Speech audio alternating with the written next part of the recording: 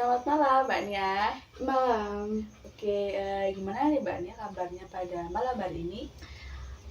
Baik, cukup baik. Oke, baik. Nah, ini tadi Mbak Nia kegiatannya apa aja nih sebelum kesini? Sebelum kesini aku ke sekolah tadi, berangkat jam 6:30, kebetulan ada upacara Hari Sumpah Pemuda dan simulasi TKA. Oke, jadinya Mbak Nia tadi ada sekolah ya? Iya, Nah, pulang jam berapa Mbak? jam 2:30. Oh, itu mulai dari jam 7 ya? Jam 7, iya, jam 7. Oke, nah gimana Mbak sekolahnya kira-kira ini? Keadaan sekolahnya mungkin? Mungkin lagi disibukkan dengan pusingnya TKA ya. Oke, nah TKA ini apa Mbak? Aku juga nggak terlalu tahu tentang TKA, cuman banyak yang bilang itu tes kemampuan akademik. Nah, angkatanku ini dijadikan angkatan percobaan karena Oke. banyak juga guru yang bilang di angkatanku ini pas angkatanku lulus ini tes TKA itu penting banget buat ngelamar kerja.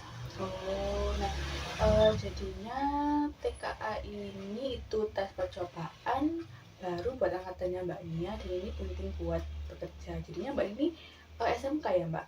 Iya, Oke, nah setahu saya kalau SMK ini ada PKL kan ya Mbak? Jadinya Mbak Nia apakah udah PKL?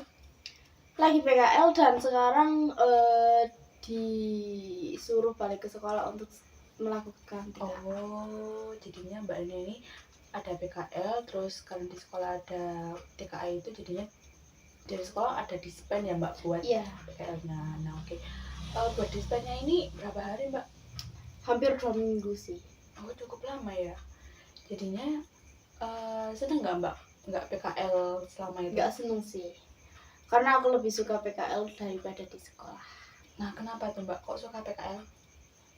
Karena seniornya di PKL itu enak-enak.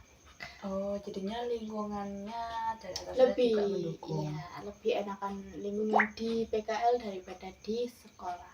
Oh, Karena kalau di oke. sekolah itu temennya banyak yang circle-circlean. Oh jadinya kurang nyaman. Iya, terus Oke. banyak yang berisik gitu lah. Nah oke.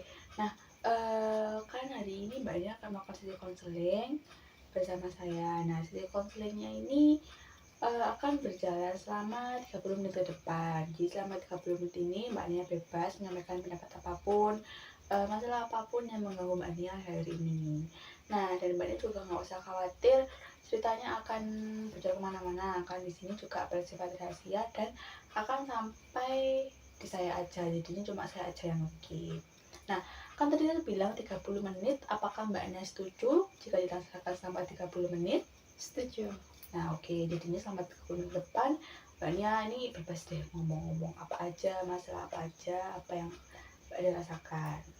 Oke? Oke. Nah, kan tadi Mbak Nia bilang ada PKL ya Mbak. Nah itu berapa bulan Mbak? 6 bulan. Dari tanggal 1 Juli sampai Desember. Cuman kemungkinan ada perpanjangan sampai di tahun depan di bulan Januari 2026. Oke, Mbak Nia ini udah PKL berapa lama? 4 bulan. Jadi udah kurang 2 bulan ya Mbak? Iya, 2 bulan. Oh, kok cepet gak sih Mbak PKL-nya? Cepet banget sih. Oh iya sih, oke. Mbaknya di PKL ini gimana Mbak keadaannya? Terus habis itu mungkin keluh kesah di PKL. Kalau keluh kesah sih pastinya ada ya, pastinya capek. Apalagi bagian yang aku dapat di tempat PKL itu juga cukup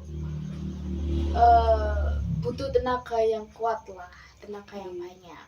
Dan juga ada beberapa problem atau mungkin ya permasalahan dengan sesama teman di lingkungan tempat PKL. Oke, jadinya Mbaknya ini di PKL sebenarnya aman-aman aja walaupun ada masalah dengan beberapa teman. Iya. Nah, masalahnya ini dalam bentuk apa Mbak dengan temannya ini? Sebenarnya ya biasa sih ya, pada umumnya aja. Cuman kalau menurut saya itu udah keterlaluan sih. Oh, nah menurut Mbak kan tadi udah keterlaluan. seperti apa Mbak keterlaluannya ini?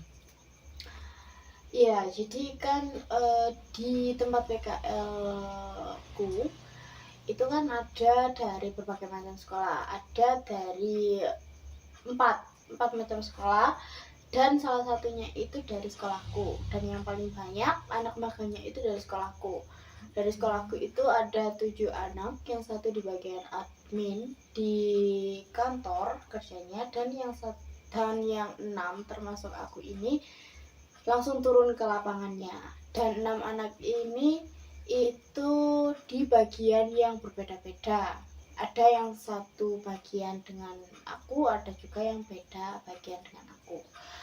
Nah, sebenarnya sebut aja yang punya masalah sama aku ini si T ya. Oke. Inisialnya itu si T. Ini 2 bulan awal dari 1 Juli sampai 30, pokoknya intinya akhir Agustus itu satu bagian sama aku. Dia cewek, dan aku sebenarnya 2 bulan itu juga baik-baik aja sih sama dia. Aku juga belum ngerti dia bagaimana, karena aku sama dia ini beda kelas, dan aku pun juga nggak akrab sama dia. Aku pun kenal dia itu juga waktu pas aku interview mau PKL di tempat itu yang aku interview itu. Dan aku pas tahu aku keterima di situ dan aku satu bagian sama dia, aku mencoba untuk mendekatkan diri ke dia. Aku juga beradaptasi ke dia, pengen kenal juga sama dia, pengen berteman juga sama dia. Jadi aku akhirnya selama 2 bulan itu aku juga akrab sama dia, dan aku juga belum ngerti. Awalnya juga baik-baik aja sih aku sama dia. Baru sebelum 2 bulan, intinya mau ke 2 bulan, mungkin 1 minggu sebelum 2 bulan itu dia ada problemnya sebenarnya bukan sama aku sih, cuman sama atasan aku, lebih tepatnya senior aku. Dan FYI senior aku ini cowok semua, nggak ada yang cewek, dan ceweknya ini cuma 2, aku sama si T ini aja.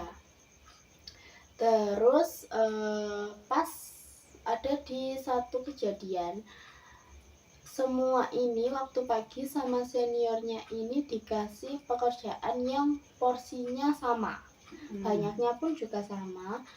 Tetapi aku dan temanku yang magang satu ini itu sudah selesai. Dan akhirnya temanku yang magang satu cowok ini membantu yang lain, dan aku sama seniorku itu disuruh bantu dia. Akhirnya aku membantu dia, dan dia sempet ngeluh ke aku sih, kayak kok berat banget ya OJT di sini, kok sengsara banget ya OJT di sini. Tapi aku sama sekali nggak ngerasain itu. Ya mungkin karena dia aja yang capek atau gimana, kan tenaga orang juga beda-beda. Nah itu, terus habis itu dia itu sempet juga ada senior yang datang, terus dia itu bantah atas pekerjaan yang dikasihnya. Dia bilang ke senior kalau, "Mas, ini beneran aku dikasih segini banyaknya?" Dan yang senior aku ini jawab, "Loh, udah adil itu, semua juga porsinya sama-sama banyak. Cuman kamu aja yang belum selesai. Semuanya anak magang di sini juga udah selesai." Yang seniorku itu bilang gitu, dan akhirnya dia ini kayak ngedumel di belakang. Dan pas dia meninggalkan aku di tempat tugasnya itu, aku berdua sama seniorku, karena seniorku lihat kerjanya dia gimana. Dan akhirnya seniorku ini mungkin udah kesel atau gimana, dia bilang ke aku, "Udahlah, pindah aja anak itu di bagian yang lainnya, jangan di bagian sini, di bagian kita." Terus aku pun rada kaget ya, sama heran juga, kenapa kok dia dipindah, padahal kan cuman setauku itu cuman bantah 1 kali aja. Ternyata seniorku bilang dia itu udah bantah berkali-kali setiap aku kasih pekerjaan banyak, padahal kalian ini semua juga sama, Bahkan kadang itu banyakkan kamu daripada dia secara jumlah kredit ataupun secara pekerjaan, tapi selesainya lebih cepat aku dibanding dia. Jadi seringnya aku bantuin dia, bukan dia yang sering bantuin aku. Padahal secara pekerjaan banyakkan aku daripada dia. Dan juga dia itu berkali-kali bantah, tapi sama senior aku nggak digubris. Dan pas itu kenapa kok digubris, karena mungkin udah kesel, udah kayak capek juga ya kan nanggepin anak yang banyak ngeluh. Akhirnya seniorku ini ninggalin tempat itu tadi dan ngomong ke atasannya lagi, bisa dibilang HOD yang ada di situ, karena kayak mau diskusi mindahin dia ke bagian yang lain, bukan di situ lagi. Dan akhirnya dia itu sempat tahu, dan pas balik ke section, ke tempat itu tadi yang ada aku itu, dia bilang, "Mas, ini sama HOD-nya lagi ngomongin jadwal, kayaknya aku bakal dipindah deh," dia bilangnya gitu. Terus habis itu pas di tanggal 1 September dia dipindah di bagian yang lain. Dan 2 bulan itu aku belum ada masalah sama dia. Aku kiranya juga baik-baik aja. Terus 2,5 bulan di situ, di September pertengahan mau ke akhir September itu, aku sempat lihat dia itu di meja panas, kalau orang-orang bilang ya, orang-orang ada bilang, karena setiap ada karyawan atau anak magang yang duduk di meja sama kursi di situ, itu pastinya ada masalah. Oke. Makanya disebutnya meja panas, dan dia menghadap HRD. Jadi 4 mata dia ngobrol sama HRD, dan aku pun juga tahu dia ngobrol apa sama HRD-nya. Dan aku juga pun di situ kayak ya udah, mungkin dia lagi konseling aja, karena kan memang HRD ku itu kayak mempersilahkan anak magang mau curhat gini gitu, mempersilahkan. Jadi aku berpikirnya dia curhat tentang masalah keluarganya atau masalah dia di bagian yang sebelumnya sebelum dipindah itu. Terus setelah itu ya aku biasa aja ke dia, maksudnya kayak waktu aku nyapanya juga kayak asiknya juga sama seperti aku masih satu bagian sama dia, walaupun aku udah beda. Kalau ketemu pun juga aku nyapa kayak ya udah basa-basi aja, senyum, karena memang di tempat PKL itu memang dituntut harus ramah gitu ke semua orang. Dan akhirnya sampailah di akhir September ada temen aku di bagian yang lain itu bilang ke aku, kok kamu masih baik sih ke dia, kamu kok masih cerita-cerita sih ke dia, kamu kok masih memperlakukan dia dengan baik sih gitu. Terus ya aku heran dong, maksudnya kayak kenapa gitu, ada apa ini? Terus aku bilang ke temanku ini, loh emang kenapa? Aku bilang gitu, kamu tahu gak sih, aku kemarin itu ditanyain sama HRD, katanya gini, Nia tuh kalau nyapa emang mut-mutan ya gitu katanya. Terus yang si temanku ini bilang, loh enggak ibu gitu, kenapa emangnya? Terus si HRD-nya ini bilang, loh katanya si T dia itu mut-mutan kalau nyapa, tapi sama seniornya enggak, tapi ke mas itu enggak gitu katanya. Terus ya aku waktu itu bilang dong, loh aku nggak pernah kayak nyapa dia mut-mutan, karena kan selama ini juga aku nge-treat dia, maksudnya nyapa dia juga kalau ketemu nyapa kayak, terus masih juga sering cerita-cerita gitu, sering bercanda bareng juga. walaupun udah beda bagian. Cuman waktu itu kayak, ih kok dia setega itu ya, dia loh udah ngejelek-jelekin kamu ke HRD-nya gitu. Terus aku bener-bener kaget sih di situ, kayak kenapa, apa tujuan. Maksudnya sempet juga bertanya-tanya kayak kenapa kok aku udah baik ke kamu tapi kenapa kamu malah menjelek-jelekkan nama aku, apalagi di depan HRD. Bener sih, dia nggak nyebar omongan ke karyawan atau ke teman magang yang ada di situ, cuman dia langsung ke HRD-nya. Aku sempet kaget juga. Terus tapi aku nggak, sampai sekarang itu aku nggak tanya ke dia. Terus akhirnya cuman aku kayak ya lebih hati-hati aja sih. Terus akhirnya ya udah, sebenarnya nggak satu dua kali ya dia bilang kayak gitu, ngejelek-jelekin aku di langsung ke HRD-nya itu. Jadi tapi aku tetap diam, kayak ya udahlah, mau gimana lagi gitu.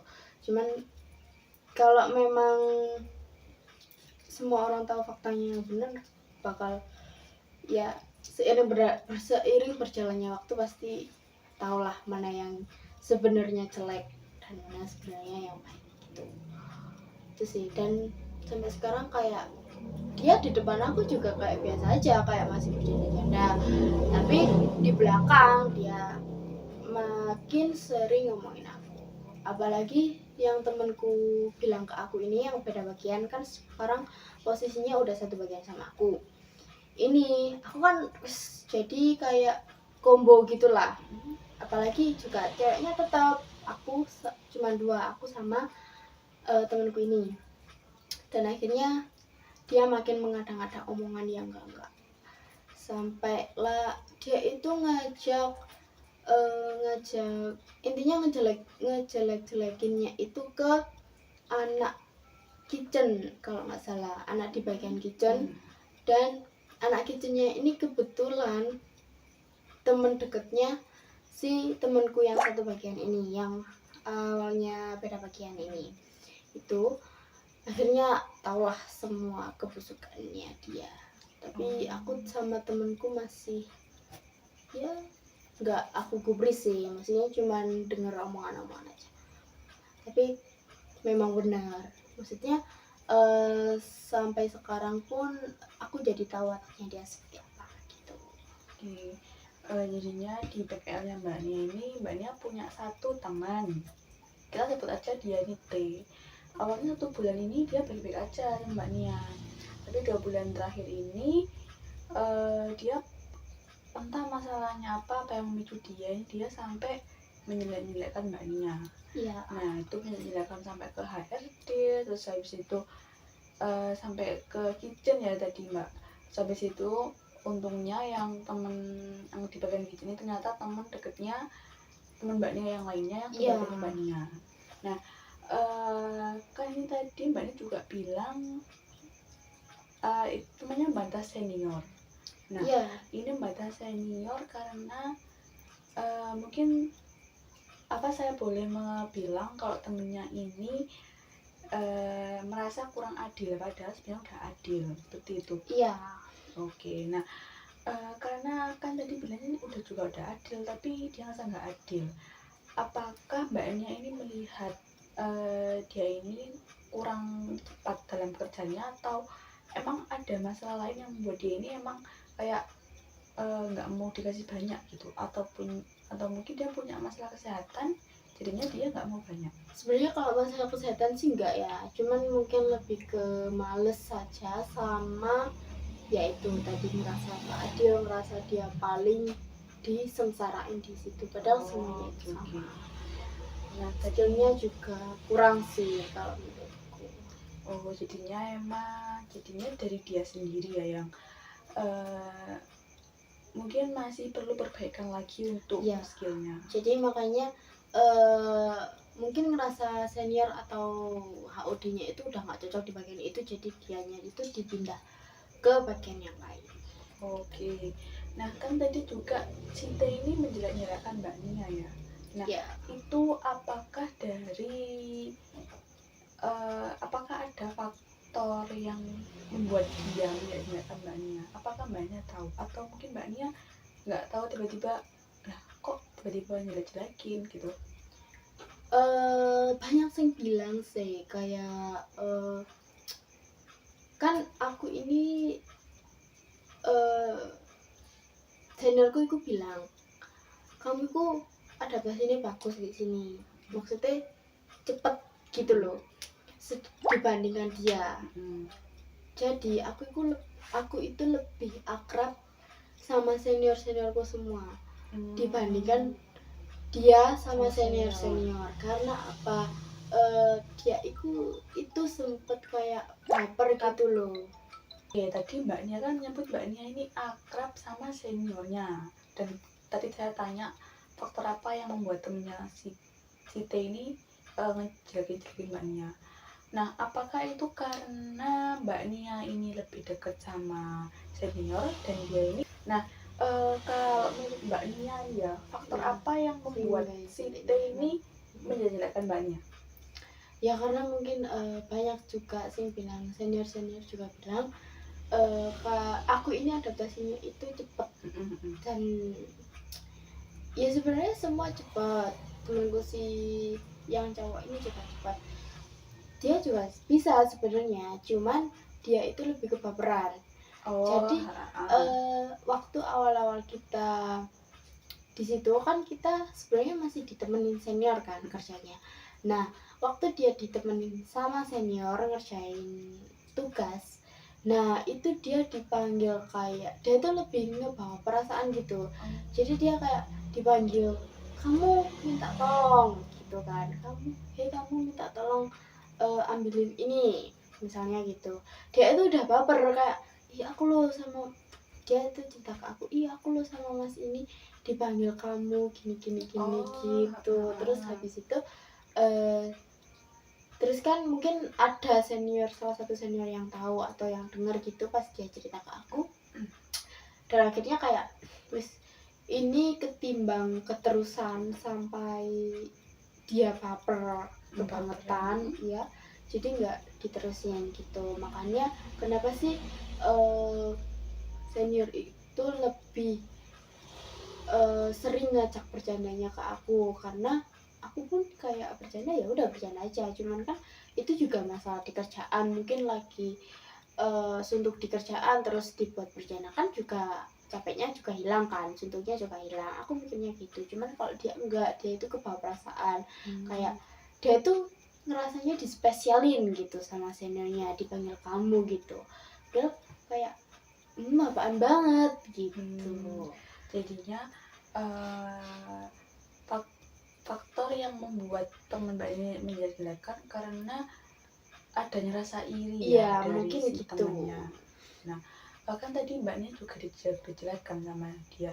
Pas mbak Nia ini tahu dia jelek-jelekin mbak Nia, hal apa yang pertama kali muncul di pikiran mbak Nia? Sebenarnya itu plot twist ya, karena kan aku juga sempat bilang di awal, aku sempat tahu dia ngobrol empat mata sama HRD di meja panas. Nah, aku kira dia itu punya problem atau apa di hotel situ. Ternyata setelah mungkin kurang dari 1 bulanan, ada temenku yang cerita ke aku tentang itu bener-bener aku bikin kaget sih, kayak oh ternyata yang kamu omongin di meja panas itu ini gitu. Dan aku pun juga nggak nanya setelah aku tahu waktu aku tahu dia ngobrol di meja panas sama HRD itu, aku mikirnya juga ya udah dia konsul masalahnya gitu. Jadi aku nggak tanya, aku pun juga nggak akan melanggar privasinya dia kan, jadi aku nggak tanya-tanya apapun, cuman aku lihat aja. Kebetulan juga aku lihat gitu pas aku lagi lewat di tempat itu gitu. Terus ternyata dia ngomongin aku ngejelek-jelekin gitu, dan untungnya HRD pas tahu dia bilang gitu ke HRD-nya untungnya itu nggak langsung manggil aku, tapi dia mencari fakta terlebih dahulu, nanya ke anak-anak magang di sekitar situ, apa tepatnya temen sekelas aku, karena kan aku sama si T ini beda kelas, dan aku sama si temenku yang ngasih tahu aku itu satu kelas. Jadi kan kalau misalnya dilihat secara keakraban kan lebih tahu teman sekelas aku dibandingkan si T yang beda kelas sama aku ini itu. Tadi kan HRD-nya juga tanya ke orang lain, ternyata kan salah nih ya. Nah, apakah Mbak Niani tahu yang dilakukan HRD ini apa setelah mengetahui fakta yang sebenarnya? Nggak ada sih, harinya kayak ya udah sikapnya kayak biasa aja, nggak ada apa-apa antara nggak ada problem, intinya nggak ada problem antara aku sama dia. Dan apa ya, kayak HRD-nya itu nggak kompor satu sama lain, kayak Oke. itu gini gini gini, jadi orangnya itu nggak kayak gitu, jadi aman-aman aja. Baru kalau misalnya memang itu sesuai fakta, baru mungkin aku sama si T ini bakal didudukin bertiga sama HRD-nya gitu. Oke. Nah,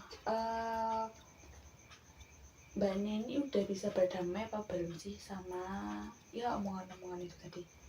Kalau berdamai sih belum ya, tapi kalau bodo amat sih udah. Oh, jadinya Mbak Niani udah bodo amat ya.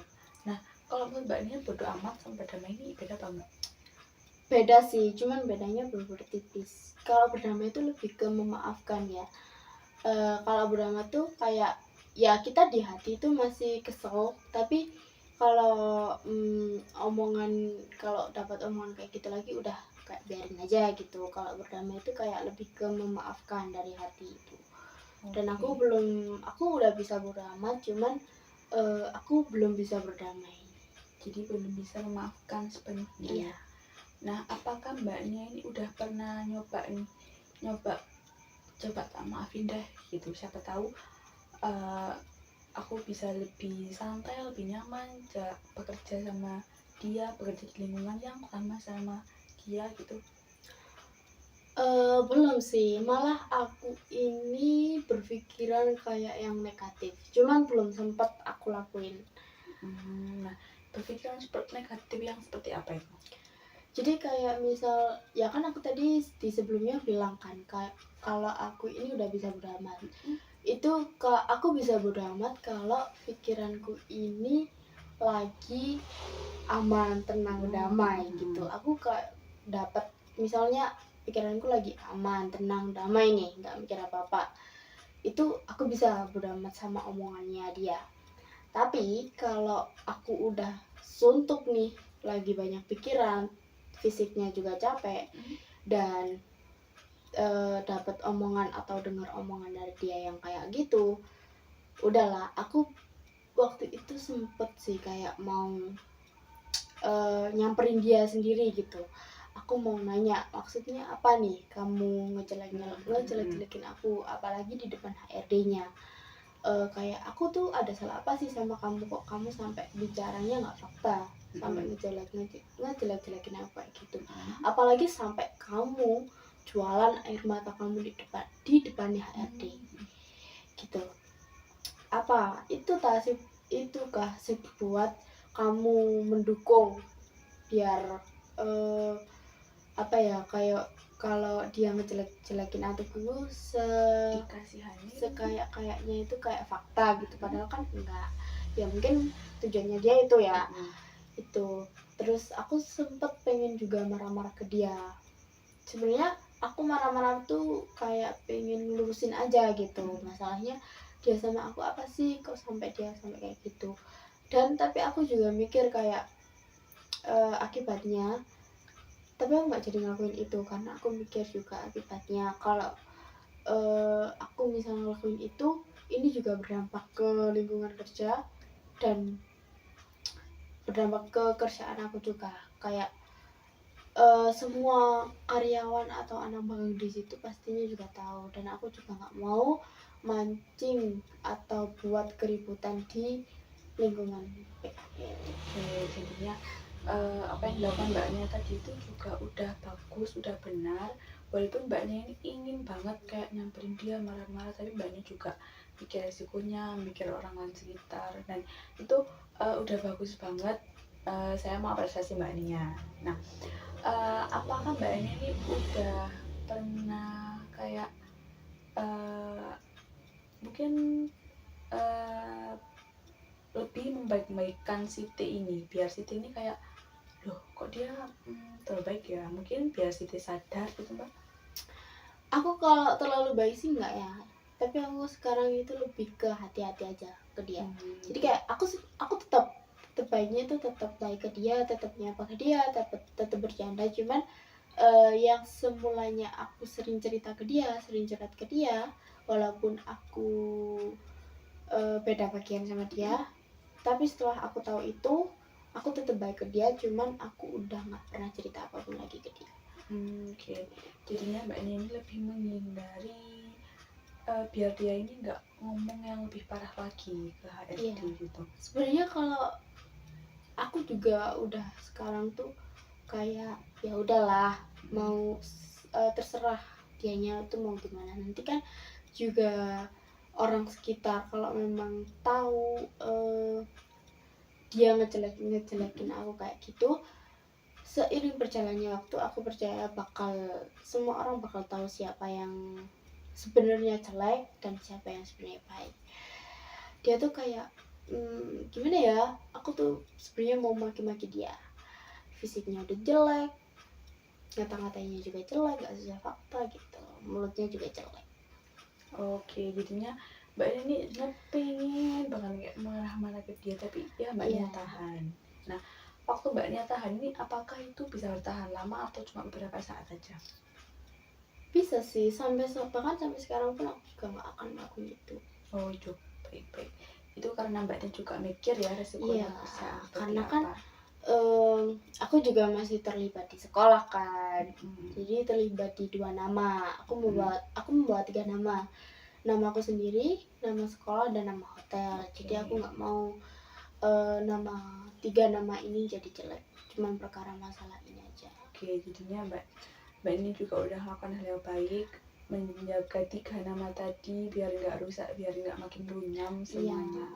Nah, apakah jika mulai minggu depan ya mungkin Mbak, apakah Mbaknya ini mau kayak melakukan hal-hal baik buat dia atau melakukan hal-hal yang positif ke dia biar dia ini ngerasa kayak kayaknya mungkin udah stop deh, biar dia ini kayak ngerasa kok aku jahat banget ya gitu. Ya mungkin bakal aku coba sih. Cuman aku akan coba terus baikin dia. Bahkan mungkin aku akan coba kayak sekarang baik, besok lebih baik, besoknya lagi lebih baik gitu.